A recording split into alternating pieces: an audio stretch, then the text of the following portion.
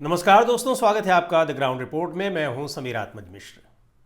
दक्षिण भारतीय राज्य कर्नाटक इस समय चर्चा में है और कर्नाटक की चर्चा एक मेन स्ट्रीम मीडिया में इस तरीके से हो रही है जैसे वहां सत्ता परिवर्तन को लेकर कांग्रेस पार्टी में एक बिखराव वाली स्थिति आ गई है। हालांकि इस तरह की घटनाएं कांग्रेस पार्टी में हो चुकी हैं, इसलिए जाहिर सी बात है कि ये अटकलें, इन अटकलों को हवा दी जा रही है। ये अटकलें बहुत तेज़ी से फैलाई जा रही हैं। लेकिन सवाल यह है कि क्या वास्तव में वहाँ सत्ता परिवर्तन की आहट सुनाई पड़ रही है। हुआ ये कि 20 नवंबर को वहाँ सरकार के 2.5 साल पूरे हुए। कांग्रेस पार्टी की 2023 में मई में सरकार बनी थी और बम्पर मेजॉरिटी आई थी। 224 सदस्यीय विधानसभा में 135 सीटें कांग्रेस पार्टी ने जीती थी और इस जीत में काफ़ी, हालांकि उस समय भी एक लंबी उठापटक चली और चूंकि उस जीत में डीके शिव कुमार की भूमिका को बहुत महत्वपूर्ण माना जा रहा था और माना यह जा रहा था कि डीके शिव कुमार ही मुख्यमंत्री बनेंगे। लेकिन सिद्धारमैया वरिष्ठ नेता हैं और उनकी वरिष्ठता का ध्यान रखते हुए उन्हीं को मुख्यमंत्री पद आखिरकार सौंपा गया। उस समय ये बातें आई, ऐसा कहा गया कि मुख्यमंत्री अभी 2.5 साल के लिए मुख्यमंत्री बने हैं, यानी सिद्धारमैया 2.5 साल रहेंगे, उसके बाद डीके शिव कुमार रहेंगे। डीके शिव कुमार को उस समय डिप्टी सीएम बनाया गया। हालांकि ये भी कहा जा रहा है कि डीके शिव कुमार पहले बनना चाहते थे और उन्होंने कहा कि बाद का जो 2.5 साल का कार्यकाल होगा आप उसमें सिद्धारमैया को बना दीजिएगा। लेकिन कांग्रेस पार्टी के नेतृत्व ने, केंद्रीय नेतृत्व ने सिद्धारमैया को पहले मुख्यमंत्री बनाया। ये सारी बातें आप ध्यान से सुनिएगा। ये इन सभी बातों का कहीं कोई लिखित रिकॉर्ड नहीं है कि क्या समझौता हुआ था, क्या वास्तव में 2.5 साल का समझौता हुआ था, किसके बीच में समझौता हुआ था। ये सारी खबरें अटकलों पर आधारित हैं, सूत्रों पर आधारित हैं। अब जैसे ही 2.5 साल का समय पूरा होता है 20 नवंबर को, तो यहाँ पर कुछ केंद्रीय नेतृत्व के पास राज्यों के विधायक, सांसद, नेता, अध्यक्ष, प्रदेश अध्यक्ष, ये सारे लोग मिलने मिलाने के लिए आते ही रहते हैं। इधर बीच मंत्रिमंडल विस्तार की भी खबरें आ रही थी कर्नाटक में।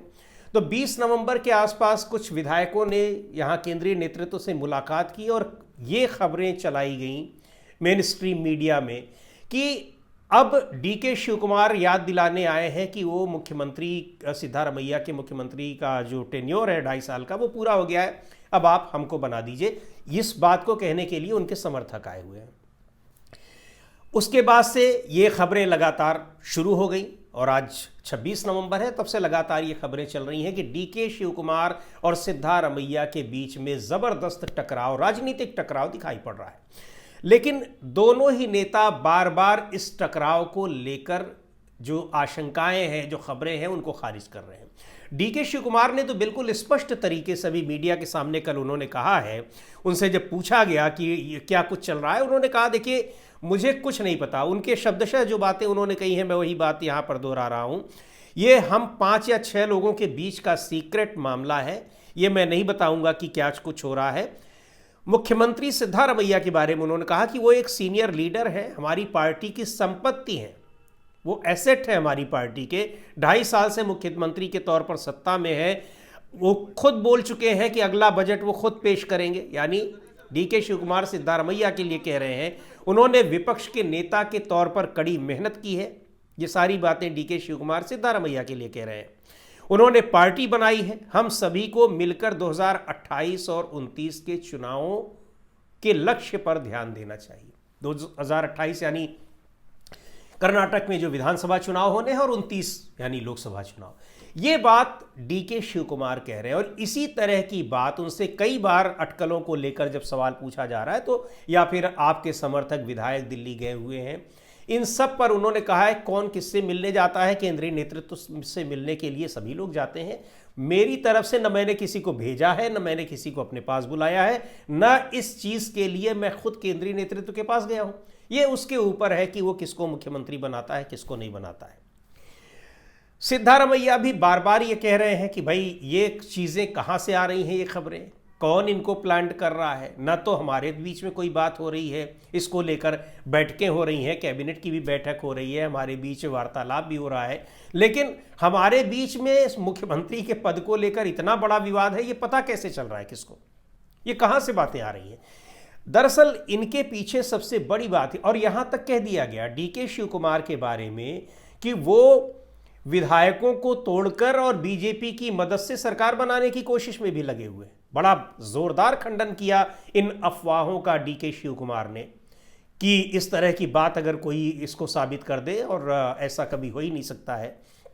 लेकिन खबरें तो खबरें, अफवाहें तो अफवाहें, और अफवाहें इसलिए भी ये फैल रही हैं चूंकि इस तरह की घटना मध्य प्रदेश में हो चुकी है। ज्योतिरादित्य सिंधिया को मुख्यमंत्री नहीं बनाया गया, हालांकि वो इतने मजबूत दावेदार कभी थे नहीं, लेकिन वो उनको लगता था कि वो मुख्यमंत्री पद के दावेदार हैं। वहाँ कमलनाथ और दिग्विजय सिंह ने पूरी मेहनत की थी, कांग्रेस पार्टी की सरकार बनी थी, लेकिन दावेदारी ज्योतिरादित्य सिंधिया ठोक रहे थे, नहीं बनाया। हाँ, लेकिन उन्होंने कांग्रेस को नुकसान तो पहुंचा ही दिया, पार्टी तोड़ ले गए। हाँ, मुख्यमंत्री तो आज भी नहीं बने हैं, और जो स्थितियां हैं कि वो कभी नहीं बनेंगे भारतीय जनता पार्टी में रहते हुए, क्योंकि शिवराज सिंह चौहान बने ही रहे। उसके बाद उनको लगा होगा कि इनसे जब सीट खाली कराई जाएगी तो वो बनेंगे। उनकी सीट खाली करा भी दी गई, उनको वापस बुला लिया गया केंद्र में, लेकिन उस जगह पर डॉक्टर मोहन सिंह यादव को बैठा दिया गया। तो यानी उनके आगे मुख्यमंत्री बनने की संभावनाएं तो खत्म हो चुकी हैं। लेकिन यही मुख्यमंत्री न बन पाने के कारण वो कांग्रेस पार्टी छोड़कर चले गए थे। और अब क्या करते हैं, आप देखते ही रहते हैं उनकी किस तरह की तस्वीरें आती हैं। कभी वो सफाई अभियान में लगे रहते हैं, कभी कुछ में। तो खैर, ये उनकी बाध्यता है या ये उनकी दिली इच्छा है, ये वो जाने, लेकिन सम्मान और बहुत सारी बातें कहकर वो कांग्रेस पार्टी छोड़कर चले गए थे। खैर, यही स्थितियां पैदा हुई थी राजस्थान में भी, और राजस्थान में भी वहाँ अशोक गहलोत को वरिष्ठता के कारण मुख्यमंत्री कांग्रेस नेतृत्व ने बनाया था। सचिन पायलट की दावेदारी थी, उस समय वो प्रदेश अध्यक्ष थे, और माना जा रहा था कि युवा नेतृत्व को बढ़ावा देने के कारण कांग्रेस पार्टी उनको बनाएगी। नहीं हुआ, नुकसान कांग्रेस पार्टी को वहाँ भी हुआ। इसके अलावा छत्तीसगढ़ में टीएस सिंहदेव के लिए भी कहा गया था कि 2.5 साल का, लेकिन भूपेश बघेल पूरा कार्यकाल 5 साल का पूरा कर गए। पर अब ये 2.5 साल का इन दोनों के बीच में उसी तरीके की बात अब यहाँ भी कही जा रही है कि यहाँ पर 2.5 साल का है। सबसे बड़ी बात यह कि अगर 2.5 साल का कमिटमेंट वास्तव में केंद्रीय नेतृत्व ने किया होता तो निश्चित तौर पर सत्ता परिवर्तन हो रहा होता, लेकिन अगर नहीं किया है तो फिर इसमें इस तरह की खबरें ये कहां से आ रही हैं। और अगर केंद्रीय नेतृत्व 2.5 साल का कमिटमेंट करने के बावजूद नेतृत्व को लेकर अटकलों पर विराम नहीं लगा पा रहा है तो ये नेतृत्व की कमजोरी है।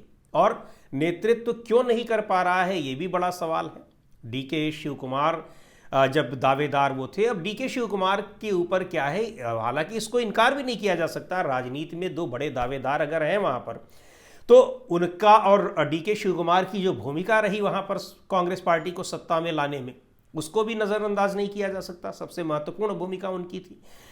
अब उनको मुख्यमंत्री अगर उस समय नहीं बनाया गया, केंद्रीय नेतृत्व ने कहा था कि 2.5 साल के बाद अब आपको बनाया जाएगा, तो उसको पूरा करना चाहिए।